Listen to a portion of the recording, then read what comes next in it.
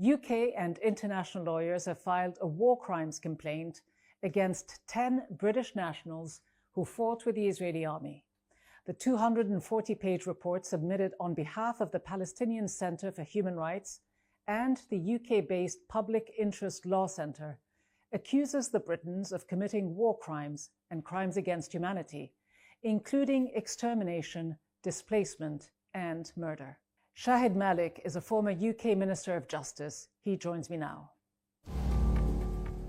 Shahid Malik, as a former UK Justice Minister, what is your reaction to the recent war crimes complaint that was filed by prominent British and international lawyers who are calling for a, quote, full and urgent investigation and for criminal prosecutions of British nationals who are accused of serving with the Israeli military and committing war crimes in Gaza?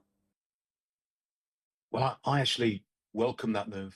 I think it's really important that we send out, at the very least, a very powerful signal that nobody should believe that they are unaccountable. Could we see arrest warrants for any of these British nationals? Is that even remotely feasible?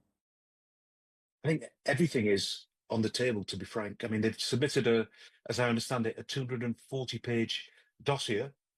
And because of social media, they've had access to a lot of evidence, which otherwise they might not have, because a lot of these IDFers, they're very keen to display on social media some of the war crimes and crimes against humanity that they've engaged in.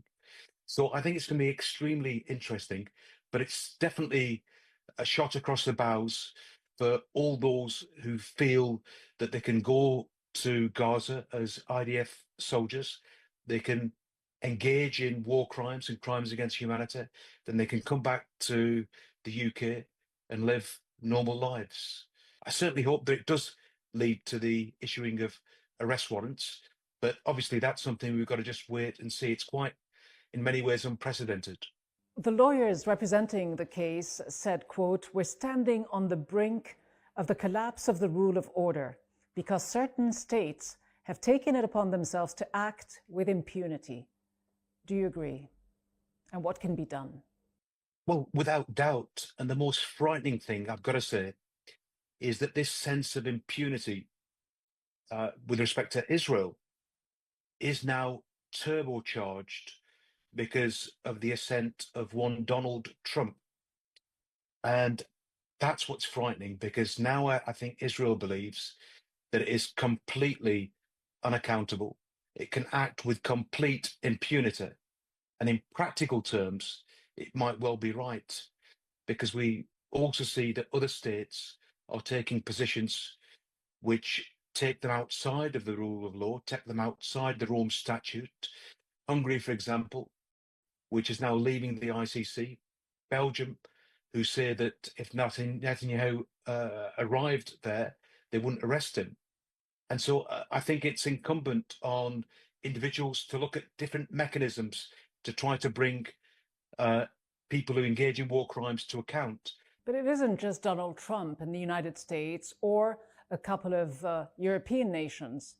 Do you believe the United Kingdom is also complicit, not just by shielding Israel, but by continuing to provide arms to the Israeli military? I think most people would think that there can be no justification whatsoever for supporting Israel's genocide efforts, because it is a genocide. It's not a war. And in many ways, it's a sanctioned genocide, because if you ignore war crimes and you ignore crimes against humanity, then effectively in the West, for sure, the leadership in much of the West is allowing this to happen, hasn't got the moral courage to challenge it. And so we're living in a frightening time, a time which I've never known anything like in my lifetime. How do you hold the Israeli government accountable when it is being protected by powerful countries? Well, I think you've got to find creative ways. I think an example of that is the case that that has been taken in the UK. I also think that the US, which was the kind of champion of human rights, democracy, and free speech, albeit many people around the world didn't believe it, because we talk values, but we act with vested interest at every opportunity, including the democracy in Palestine in 2006, which, I mean, I was there as a monitor. It was one of the best democratic processes I'd ever seen. But we in the West decided we didn't want that democracy because we didn't like the outcome. So I think there's question marks about our values because we seem to act with vested interest. Are you surprised at the erosion of these values? I'm extremely surprised. I mean, I have to say that in the government in which I served in 2009, when we had an assault on Gaza, Gordon Brown, the then Prime Minister, did not hesitate. He called for an immediate ceasefire. And of course, after the 7th of October, neither the Prime Minister at the time in the UK nor the opposition leader, Keir Starmer, was able to call for a ceasefire. So I think we live in a very, very different world now. And it's a world where moral courage seems to have evaporated, and people are thinking about their own self-interest and not wanting to rock boats. Why is that the case, though? Why do you believe the UK isn't using the kind of leverage it could? Well, I think the reality is there's only one player in the world that has leverage over Israel. I mean, I recall discussing with former prime ministers when I was in government or in parliament why we were not being more outspoken on these obvious issues of outrage in the Middle East with respect to Israel committing atrocities. And the response I got was that, well, there's a strategy, which is that if we don't criticize now, that gives us more leverage when it comes to trying to push for peace. But we've got to learn that actually, whether we criticize or we don't, it makes no difference, because Israel does what it wants every single time. There's only one player in this world, and that's the USA. But what about the other players, though? What about other Western governments like the United Kingdom? Surely they must have some influence. Well, it's at the margins. Look, the US government, if I give the example of 1991, George Bush Sr., he was very unhappy at the settlement expansion under Yitzhak Shamir.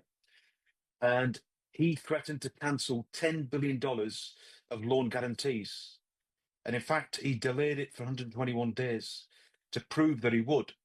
That resulted in Israel halting its expansion plans, and actually in the Madrid peace talks in 1991, which were a precursor to the 1993 Oslo Accord. So Israel cannot survive without the USA, but sadly it can survive without the UK and practically every other country in the world. That's the real politique. Yes, we might think or portray ourselves as having influence. It's very much on the margins, and when it counts, it's zero. You have been to Gaza about a dozen times. When you look at the humanitarian situation there today and the way Israel has blocked the delivery of food, medicine, and other vital supplies, how would you describe the situation? Because recently the Foreign Secretary said that it was a breach of international law, but his comments were quickly retracted by Downing Street.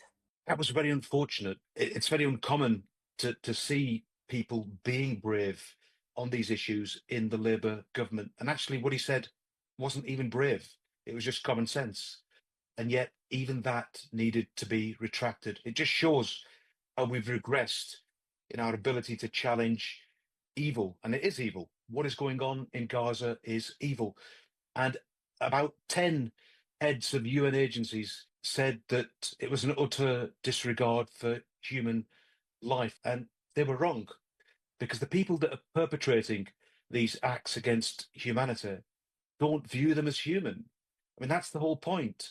Palestinians have been dehumanized, war crimes have been normalized, and it seems that genocide has been sanctioned by our leaders in the West.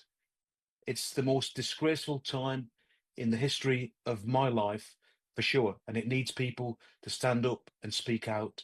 And it's starting to happen. The impact, well, that's questionable. And some people are standing up in the UK Parliament. In fact, some MPs have called for the British government to impose an arms embargo on Israel for halting the inflow of aid to Gaza.